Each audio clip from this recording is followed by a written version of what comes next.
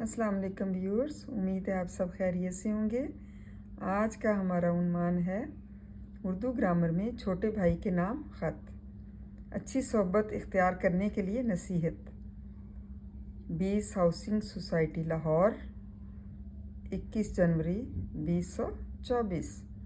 नवीद भाई, अस्सलाम वालेकुम। आपका ख़त आया, पढ़कर खुशी हुई कि आप अब सेहतयाब हो गए हैं।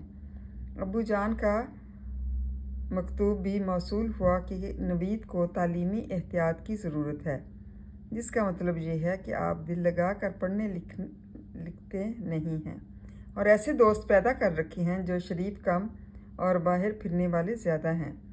याद रखिए, ऐसे दोस्तों की सोहबत तालीम में नाकामी और इखलाक में पस्ती का मौजब होती है।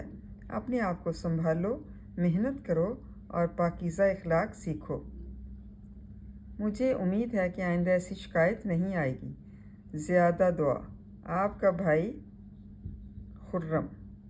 इसमें छोटे भाई को जो है वो नसीहत की गई है कि किस तरह से आपने अपने एक तो सेहत का ख्याल रखना है, दूसरा जो है आप जो है अपनी तालीमी जो आपका सारा साल है उसको अच्छी तरीके से सर अंजाम देना है।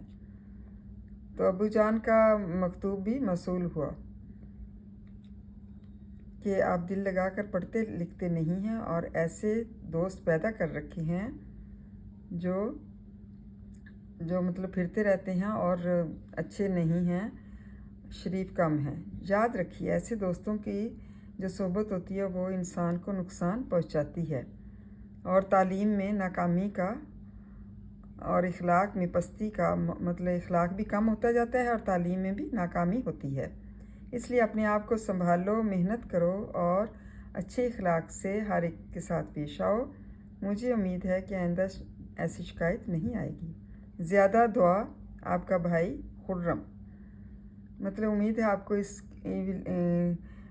ख़त की समझ आ गई होगी कि छोटे भाई के नाम ख़त किस तरह से लिखते हैं और इसको किस तरह से समझाने के तौर पर जो है ख़त लिखा जाता है और उनको किस तरह से ताकीद करते हैं कि इंसान जो है इस तरह से नाकाम हो जाता है और उसके अखलाक भी कम होता जाता है। उम्मीद है आपको इस ख़त की भी समझ आ गई होगी। थैंक यू एंड जज़ाकल्लाह खैर।